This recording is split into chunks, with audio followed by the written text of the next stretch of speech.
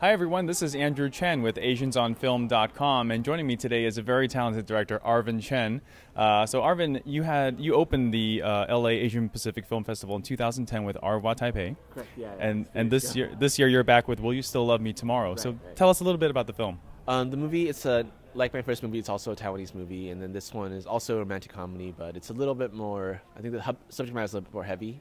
It's about this real thing that happens still in Taiwanese society, which is there's lots of fake marriages, which means someone who's gay and knows he's gay still decides to marry into a straight marriage, and oftentimes his wife has no idea.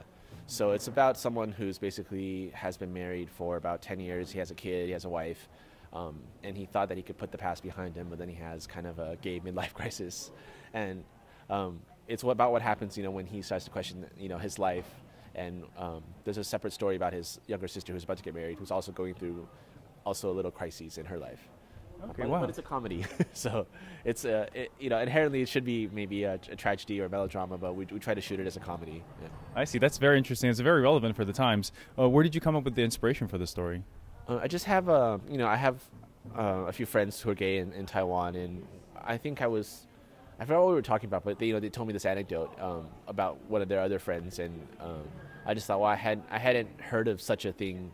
Maybe in America a few years ago you had this kind of a situation, but I hadn't heard about something like this, and I thought, well, that's an interesting way to tell a movie, because I always wanted to make a movie about family or modern day relationships, and I heard that story about this fake marriage, and I thought that would be an interesting way to talk about family relationships from a new perspective.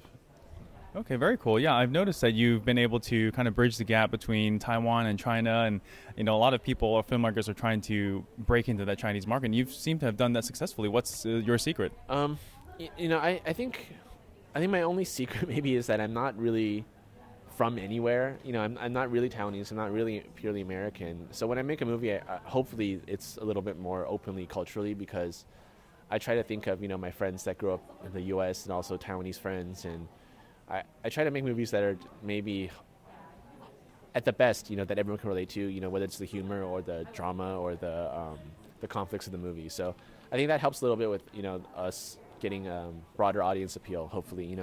We've been very lucky in that our movies usually do okay commercially in Taiwan, but they also make it to a lot of European and American festivals, and sometimes they get distribution in countries we didn't expect them to get distribution in.